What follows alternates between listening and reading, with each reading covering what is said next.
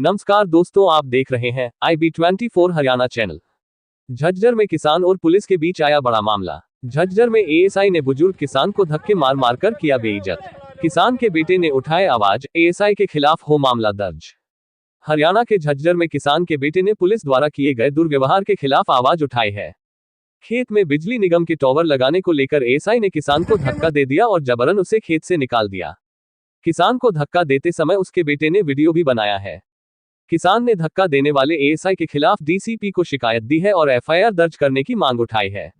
ASI Rajneesh Kumar हैं, जो बाकायदा खेतों में आकर धमकी देता है मैं केस लगा दूंगा और दूसरे खेत की मेरी फसल बर्बाद कर दी पावर ग्रिड वालों ने। उसका नहीं कोई मुआवजा मिल रहा है, नहीं उस खेत में पावर ग्रिड का कोई कार्य है। पावर ग्रिड के जो कर्मचारी हैं उन्होंने दारू की बोतलों के लालच में दूसरे के खेत में पानी दिलाने के लिए मेरे खेत में खाड़ बिछा दिए और हम बोलने लगे तो ये बोलने लगे खेत तो बाहर हो, धक्के मारने लगे। बाकायदा वीडियो है और उन्होंने ये और बोल दिया अगर तुम बीच में बोल लेना तो मैं थारा केस लगा दूंगा, सारा ने भीतर चढ़ाऊंगा।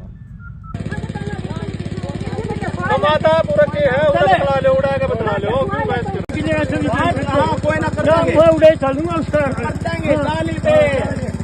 मत मारो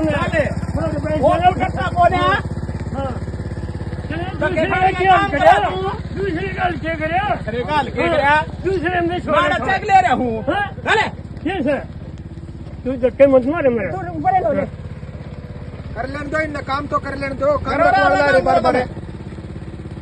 क्या मांगे आपकी? और मैं पगली समाल जट्टा किसान संघर्ष समिति हरियाणा का प्रदेश अध्यक्ष मंत्री हूँ। आज ये झज्जर जिले के जो खेतड़ी से नरेला लाइन निकल रही है उस मसले को लेके एक मोर्चा शुरू कर रहे हैं, क्योंकि जो कलेक्टर रेट है उससे भी कम मुआवजे का ऐलान सरकार कर रही है। जो सरकार का फैसला है कि मार्केट रेट देंगे, मगर मार्केट रेट नहीं दिया जा रहा, बल्कि बहुत कम दाम जो ज़मीन के दिए जा रहे हैं। जो बिजली के जो टावर लग रहे हैं तो एक दाम कम दिए जा रहे हैं, मुआवजा कम दिया जा रहा है। दूसरा प्रशासन है जो धक्काशाही कर रहा है और बिना किसानों की सहमति से बिना मुआवजे के धक्के से लाइन निकाली जा रही है। तो आज हमने ये मोर्चे की शुरुआत की है। अभी तो ये नरेला लाइन के लोग आए हैं, सारे झज्जर के अंदर जो विभिन्न लाइनें और भी निकलने वाली हैं, तो किसानों का सरकार जो शोषण कर रही है उस मुद्दे को लेकर एक आंदोलन की शुरुआत कर रहे हैं। तो पक्का मोर्चा यहाँ शुरू करने का फैसला करेंगे।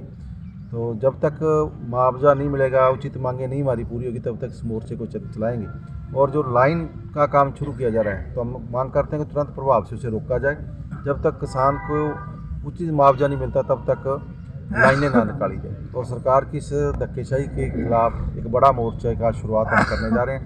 हम तमाम किसानों से भी निवेदन करेंगे, ये एक लाइन का मसला नहीं है, ये किसानी कौम का मसला है, इसलिए सब साथी मिल के लड़ेंगे।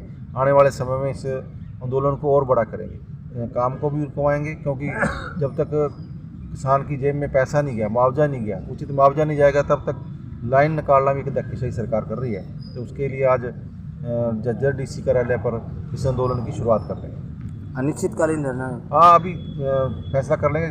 अनिश्चितकालीन यहाँ बैठेंगे जब तक ये मसला हल नहीं होगा।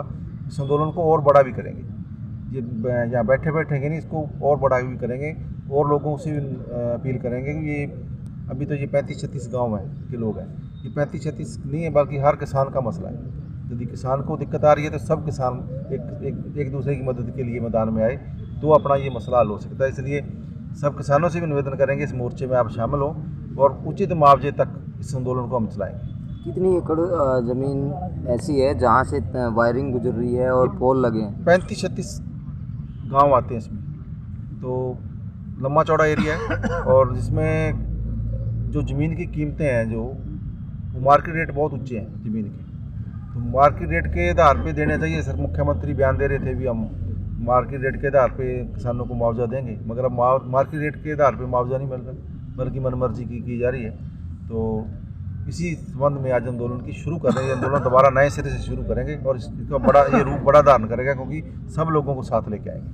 पहले जो धरना दिया था जैसे बिरदाना गांव में चला है काफ़ी दिनों तक, और गांव-गांव जाकर किसानों से भी बातचीत की गई, उसमें कोई सॉल्यूशन, कोई हल नहीं निकल पाया। असल में जब तक किसान संगठन नेतृत्व नहीं करेगा, क्योंकि एक मुश्किल आ गई, किसान इकट्ठे हो जाते हैं मुश्किल के लिए, मगर क्या होता है अभी किसान बहुत बड़ा है, वो समझ नहीं पाता प्रशासन की, सरकार की चालों को, तो कहीं ना कहीं दाएं बाएं करके आंदोलन को ख़राब कर लिया जाता है।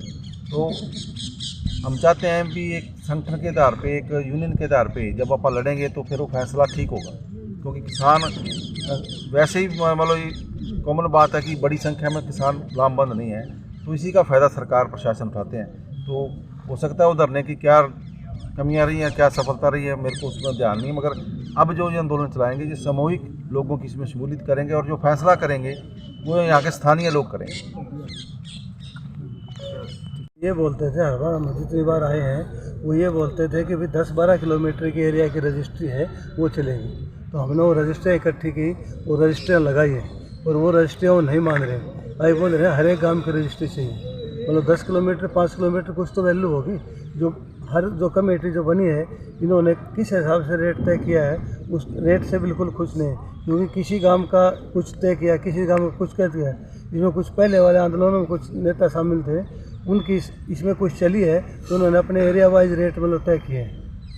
ये एक बहुत बड़ी कमी है। हमारी प्रशासन से यही मांग है कि ये जो यूज़र कमेटी है ये कैंसिल करके दोबारा यूज़र कमेटी बनाई जाए और हमारी ज़मीन का उचित मूल्य दिया जाए। ना मेरे को सोचना जी ना किया, उनको काम जाने के बाद पूछा जी किससे पूछे, डिप्टी तहसीलदार साहब ने धक्के मारे और मारपीट करने के, और सारे परिवार को अंदर डाल दूँगा, जेल में सड़ोगे। और उसने कोई भी बोलने का भी लहजा नहीं था, खाली दे के बोल गया था। कौन से गांव से? हाँ वहीं ऊपर से। तहसीलदार कौन थे? मातल का नाम पता है? नाम का नहीं पता। रुपये को अंदर डाल दूँगा, ऐसे बोला। हाँ जी। ग्रेफ 4 में इलीगल कंस्ट्रक्शन वर्क हो रहा है। भादरगढ़ तहसील में इलीगल कंस्ट्रक्शन वर्क कर रहे हैं। ग्रेफ 4 में सुप्रीम कोर्ट की गाइडलाइंस के अनुसार हमें कोई भी इंसान नहीं तो कोई कंस्ट्रक्शन का कार्य कर सकता, नहीं कोर्ट की गाइडलाइंस के अंदर नहीं तो कोई कंस्ट्रक्शन का वर्क कर सकता। उन्होंने बाकायदा मेरे खेत में मैंने वीडियो बना रखी है। जिस दिन ग्रेफ 4 का न्यूज़पेपरों में भी आई थी, हमने बोला तहसीलदार को, जो ड्यूटी मैजिस्ट्रेट बन के आए थे जगदीश चंद बिश्नोई, उनको ये बोला ना कि इलीगल कंस्ट्रक्शन वर्क हो रहा है, ग्रेफ 4 में कोई कंस्ट्रक्शन वर्क नहीं हो सकता। उन्होंने बोला कि कोई ना, हम तो कराएंगे, अंकित कराएंगे। ड्यूटी मैजिस्ट्रेट के ये सब थे।